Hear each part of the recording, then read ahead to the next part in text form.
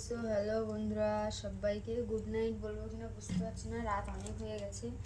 আর দেখতে পাচ্ছি আমি একটু ডিম ভাজিয়েছি, কারণ হচ্ছে মার আজকে একাদশী, মা খাবে না। আর আমি যে নাইট করে আসলাম, ওই জন্য তাড়াতাড়ি করে দাদাভাই ডিম এনেছে। আর কিছু করতে ভালোও লাগছিল না যে কী খাবো তাই ভাবলাম দুজন খাবো, চলো একটু ডিম নিয়ে আসো, হয়ে যাবে। আর তা বাদেও আমার মেয়ে ভীষণ অসুস্থ, জ্বর, ওই জন্য আর কি এতক্ষণ ওর পাশেই বসেছিলাম।